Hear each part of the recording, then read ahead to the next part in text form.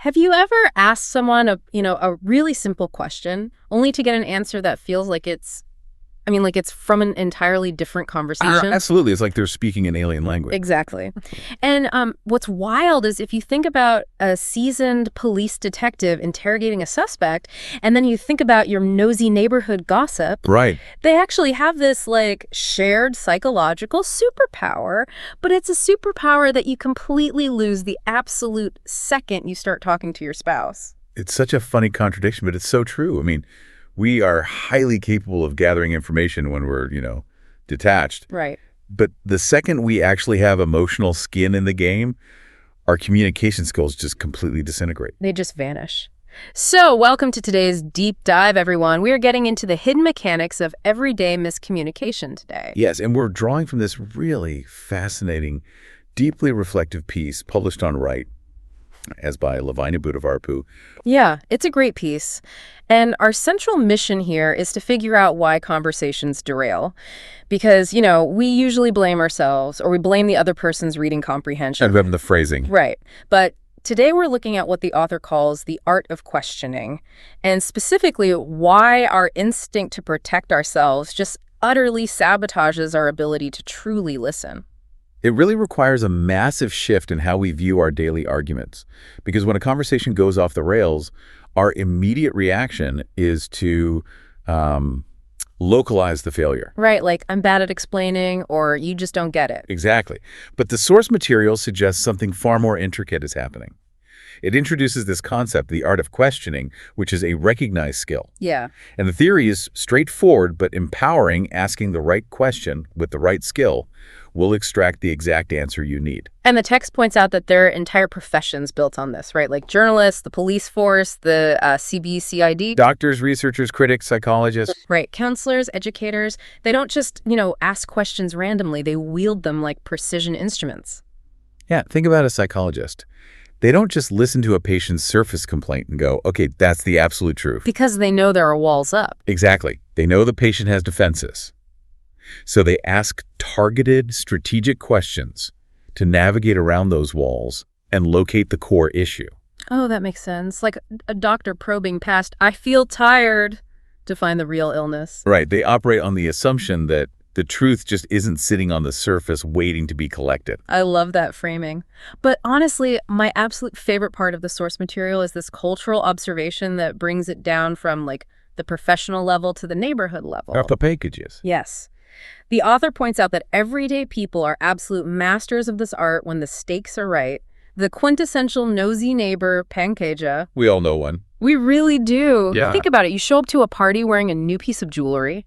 Pankeja doesn't bluntly ask, hey, how much did you spend? Because that would trigger your defenses immediately. Exactly. Instead, she puts on this masterclass of subtle inquiry. She's like, oh, the craftsmanship is lovely. Did you have to go into the city to find a custom jeweler? And then casually mentioning a friend who bought something similar. Right. And before you know it, she has extracted exactly how much you paid, where you bought it, and, why your mother-in-law is secretly furious about the purchase. It's brilliant.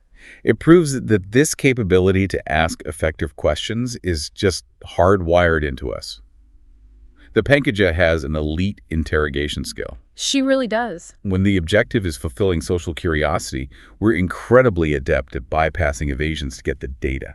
Okay, but wait, let's unpack this for a second. The author argues we lose this skill in personal lives because our ego gets involved. Yes. But I want to challenge that, or at least ask about it. Is it purely an ego issue, or is it a deeper neurological habit? How do you mean? Well, from a young age, we're conditioned to associate criticism with punishment, right? So when a partner critiques us, aren't we just entering a fight or flight response? It feels less like an inflated ego and more like my brain perceives an active threat. Well, that's actually the exact physiological mechanism driving the ego. You're basically identifying the hardware that runs the software. Oh, okay. When Pankeja is gossiping about your jewelry, she is operating from her prefrontal cortex. That's the logical, calculating part of the brain. She's just a detached observer collecting data. Because her identity isn't threatened by my necklace. Exactly. But the moment you are criticized by someone you love or respect, your amygdala, the threat detection center, it just completely hijacks the process. So the logic center literally shuts down. Completely.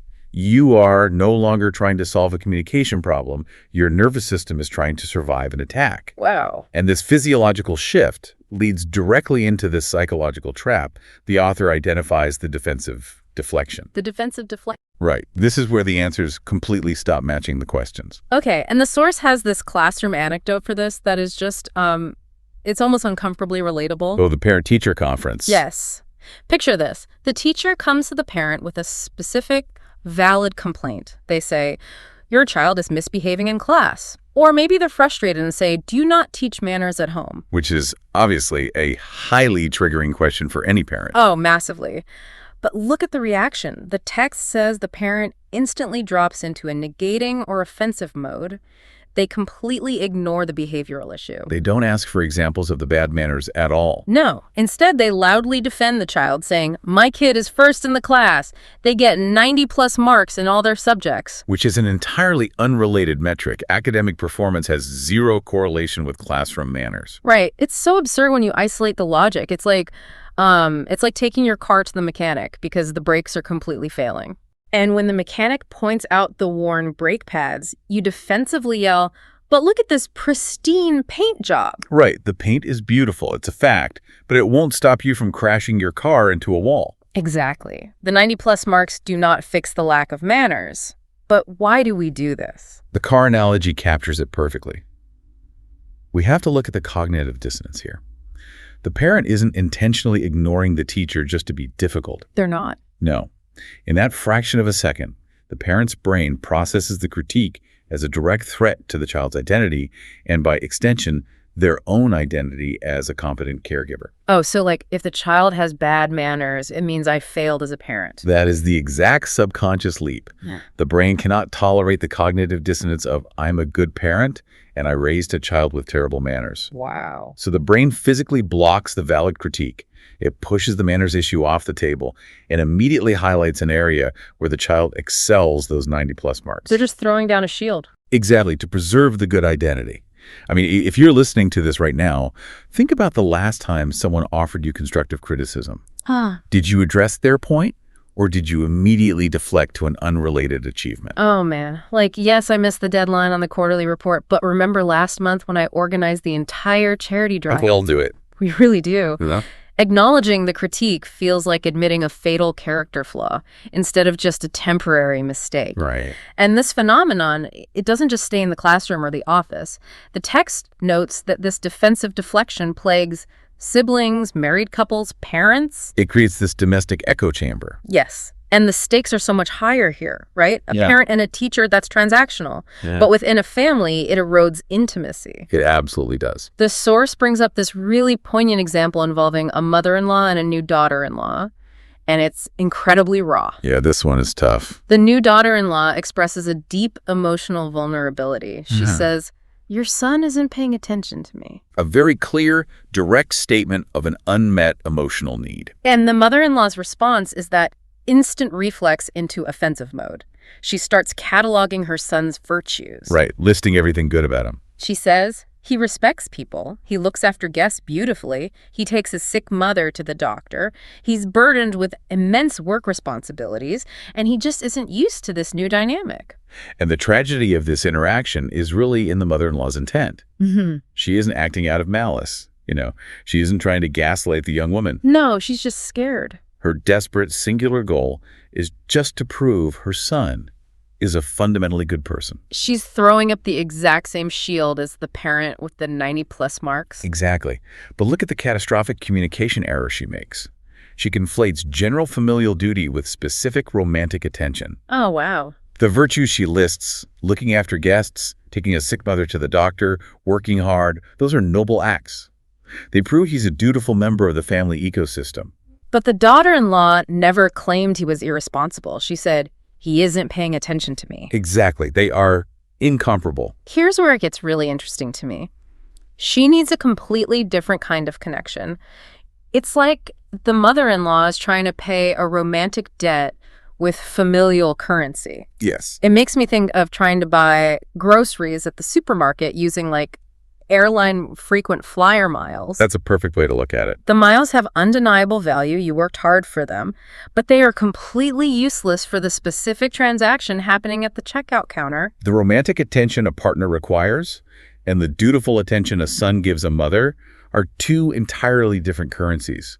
The mother-in-law doesn't realize the exchange rate is zero. Zero. And she doesn't realize it because her brain processed the unmet need as a sweeping indictment of her son's character. And this is where the author brings in the concept of strong proofs, right? We build these massive walls of evidence. When someone comes to us with a complaint, we gather all our frequent flyer miles are strong proofs to win the argument.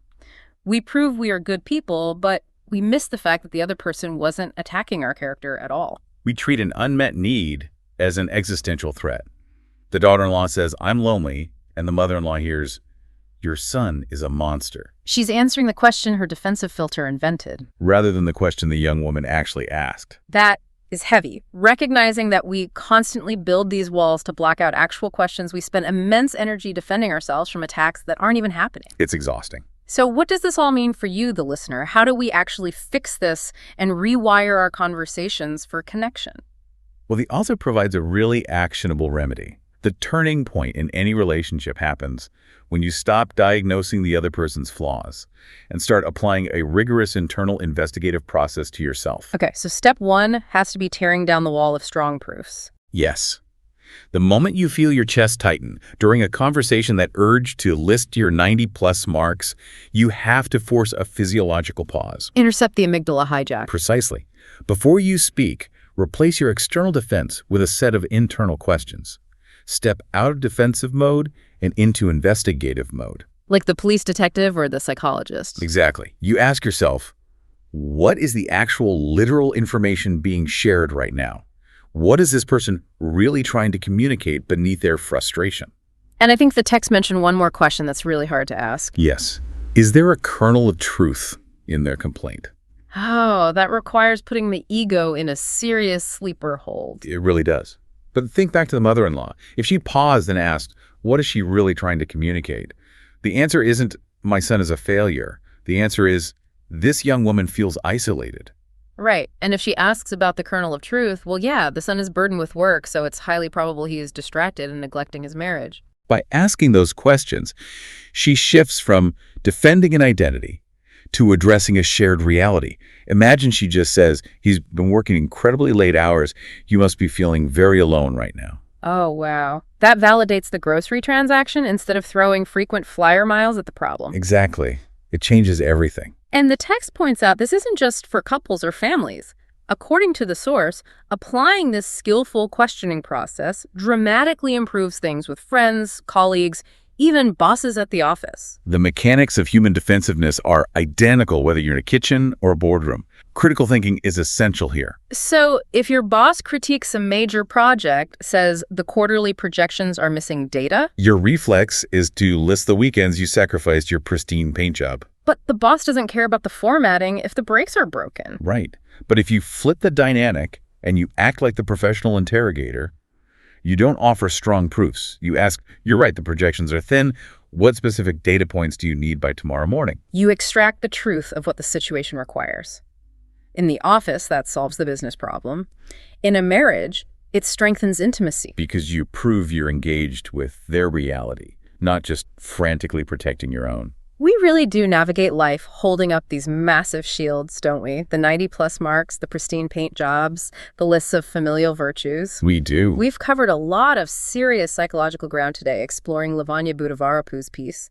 From the Pankaja paradigm, where we extract gossip easily because our ego isn't threatened, to the classroom deflection, turning a valid critique into a bizarre defense of academic grades. and we broke down that domestic echo chamber where we try to pay emotional debts with the wrong currency, missing the point entirely. And we laid out the remedy, forcing that pause, dropping the shield, and finding the kernel of truth. So if you find yourself in a heated conversation today, check your internal dashboard. Watch out for those misaligned answers. Are you answering the question that was actually asked or the threat your nervous system perceived? Which leaves us with a final, lingering question to build on this. We know these misaligned answers are shields to protect our identity. But what kind of profound vulnerability might you uncover if you just chose to set the armor down?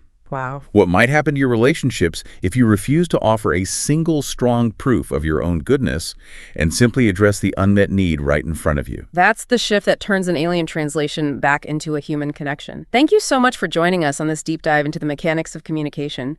Keep listening, keep reflecting, and most importantly, keep asking the right questions.